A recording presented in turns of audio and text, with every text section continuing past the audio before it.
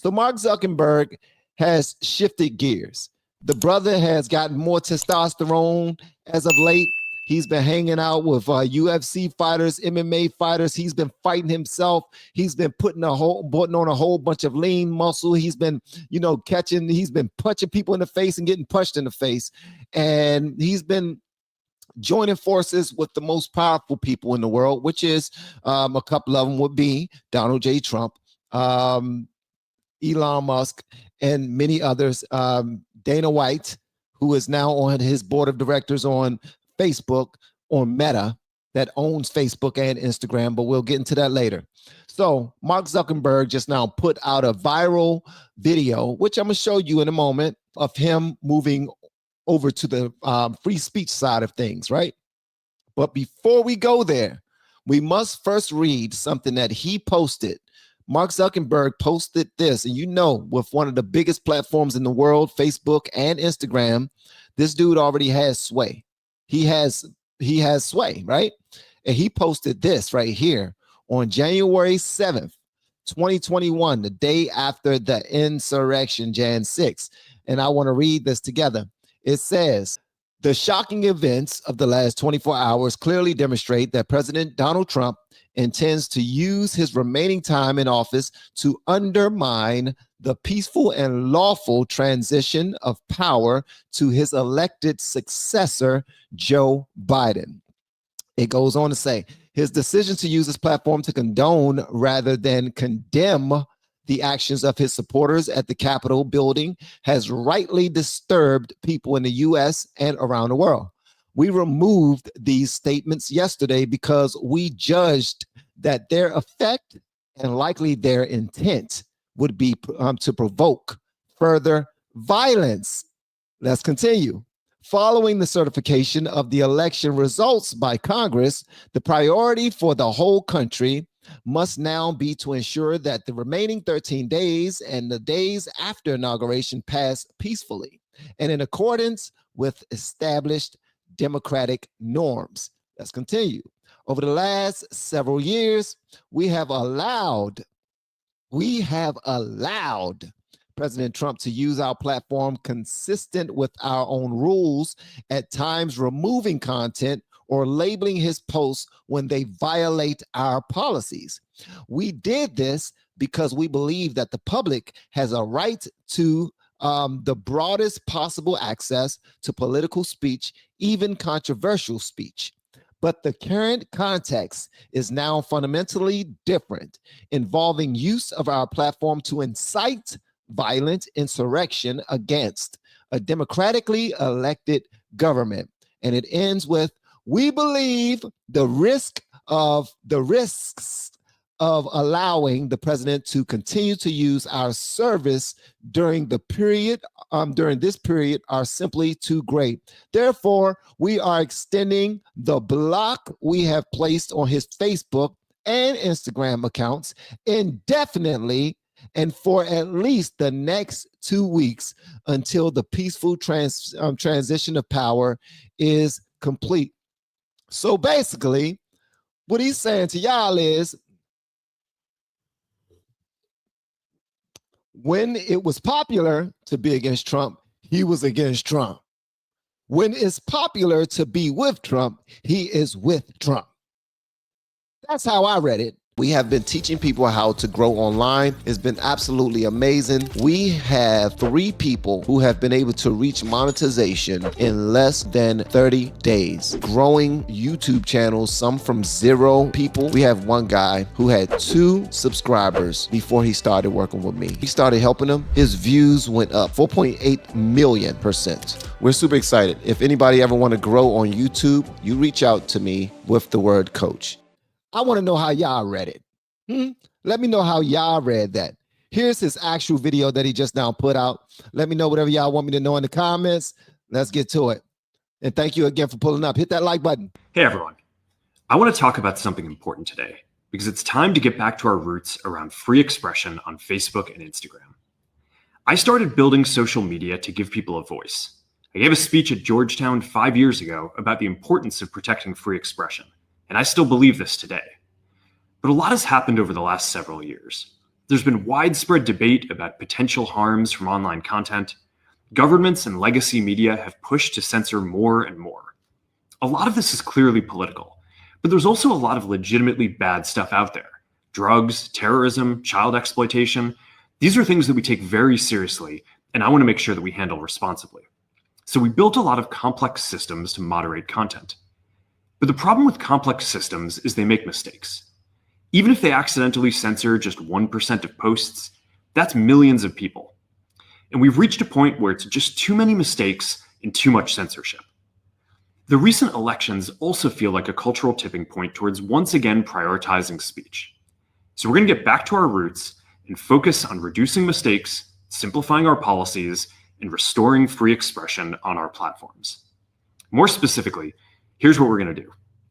First, we're going to get rid of fact checkers and replace them with community notes similar to X, starting in the US.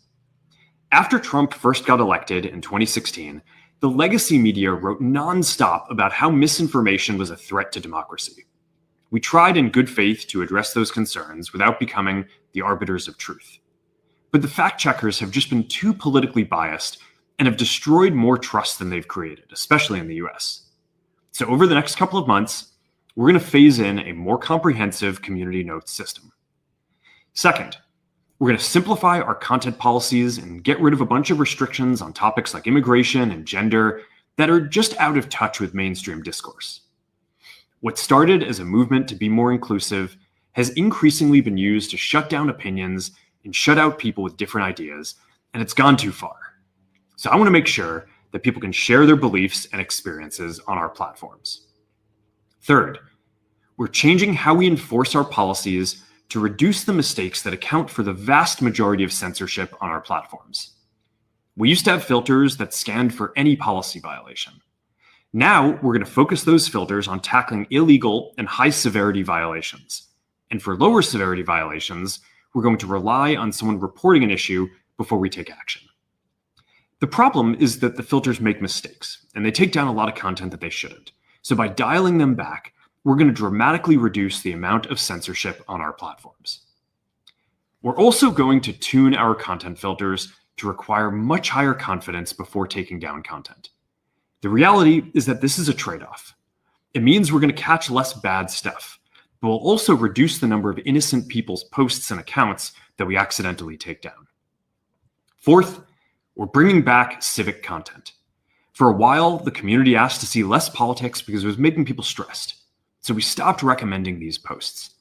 But it feels like we're in a new era now, and we're starting to get feedback that people want to see this content again. So we're going to start phasing this back into Facebook, Instagram, and Threads while working to keep the communities friendly and positive. Fifth, we're going to move our trust and safety and content moderation teams out of California, and our US-based content review is going to be based in Texas. As we work to promote free expression. So Mark Zuckerberg, he's putting all of his plans on the line for how he plans on moving forward for free speech. He's saying we're not going to be kicking people off of the platform prematurely. We're going to give them more leniency. We're going to allow them to speak, and if there are any corrections, those corrections will be made by other users of Facebook in the form of community notes, similar to what they're using currently on X.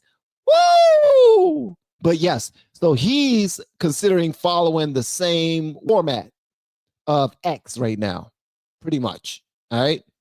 Now we're going to continue with this, but what I read in the beginning was what he wrote on January 7th of 2021, the day after Jan 6th, the insurrection, the worst day in history. I'm talking about worse than slavery, worse than the Holocaust, and worse than World War II, according to Sunny Hostin of The View. Well, she didn't say it was worse than those days. She said similar to. Like, we should remember this day just like. Nah, relax. So he's pretty much saying, we're trying to get our ducks in a row. We're not playing around now. They're moving some of their departments, one of their departments specifically, they're moving their trust and safety and content moderation teams from California to Texas. And this is why I stopped it, because I said, when you think of their ideologies and how people think in California and Texas, especially politically, it's like night and day. Look at Newsom. That dude is, bro, I don't know what the hell he's doing in California. I don't know. I'm staying out of governor's business, but I'm sure he's doing a lot. But apparently, according to a lot of people, he is taking advantage of their homeless budget. He has lost like $20 billion that he can't account for. It's just a whole bunch of stuff going on out there. So I completely understand that if you're going to shift from California to Texas, there better be a different way of thinking. There better be a different way of moving. And you best to be putting America first if you're going to Texas, because Texas is not going to play that. And I don't care how much MMA and UFC fighting that Mark Zuckerberg has been doing in the ring lately. Texas is ready for him. They will still whoop his little curly head ass. All right. All right. And I'm not being mean spirit. I'm just pointing out something. Okay. All right. Let's go ahead and get back into it. All right. So here's the rest of what he had to say. Our US based content review is going to be based in Texas. As we work to promote free expression, I think that it will help us build trust to do this work in places where there is less concern about the bias of our teams. Finally, we're going to work with President Trump to push back on governments around the world that are going after American companies and pushing to censor more. The US has the strongest constitutional protections for free expression in the world. Europe has an ever-increasing number of laws institutionalizing censorship and making it difficult to build anything innovative there. Latin American countries have secret courts that can order companies to quietly take things down. China has censored our apps from even working in the country. The only way that we can push back on this global trend is with the support of the US government. And that's why it's been so difficult over the past 4 years when even the US government has pushed for censorship. By going after us and other American companies, it has emboldened other governments to go even further. But now we have the opportunity to restore free expression, and I am excited to take it. It'll take time to get this right, and these are complex systems. They're never going to be perfect. There's also a lot of illegal stuff that we still need to work very hard to remove. But the bottom line is that after years of having our content moderation work focus primarily on removing content, it is time to focus on reducing mistakes, simplifying our systems, and getting back to our roots about giving people voice. I'm looking forward to this next chapter. Stay good out there, and more to come soon. All right, so the next chapter just simply means I am no longer a Democrat. I'm a conservative now, and Trump won. Thank you. And also, I was bullied into this position, and I didn't fight it. So, you know what I mean? Training with those guys and getting punched in the face and kicked in the ribs and kicked in the shins over and over and over again, it woke me the hell up. And I'm kind of seeing that we have been screwed and raked over the coals. And I probably did wrong by Trump by doing what I did and saying what I said the day after Jan 6. And for that, I apologize, and I'm willing to work with him moving forward. That's pretty much it. He's taking a political stance, and he don't want anybody to. Same thing with Elon Musk. Elon Musk has taken a political stance, a political side publicly, because a lot of times they don't take a public political stance. Well, he has taken a public political stance, and he's just letting us know that he's not going to be so hard on us moving forward. No diddy. All right. That's pretty much it. But they will be. I'm gonna let you know that right now. I've received community guidelines violations already on X. I've been silenced on Instagram for posting, just reposting stories from the news that went against Kamala and went against the Biden administration. And they silenced me, even if everything was 100% factual, because that's just where they stood. They can't just cut off their bots to not do that automatically. It still happens. So it happens in X. It happens on Facebook. They just want to do it less. And if their bots catch it, or their bots, I guess, put us in Facebook jail or Instagram jail or something like that, they're still not going to clear us immediately. That's just not going to happen. And I'm sure a lot of y'all have seen that many times, to the point where y'all say, you know what, screw Facebook and Instagram. I just won't participate on either. You know what I mean? Because it gets to that point. It's frustrating. It's frustrating. And Instagram is probably the worst when it comes to that.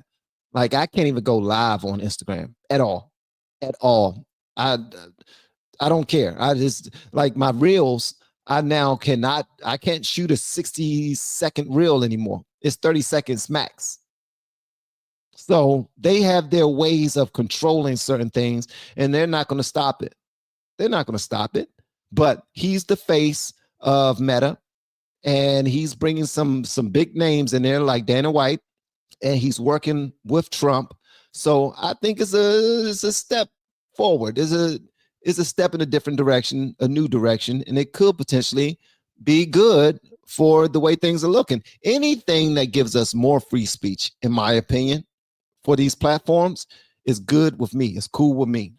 I mean, especially if they can still appease their advertisers while allowing us the space to speak freely, as long as it don't lend itself toward bullying and all those other things. All right.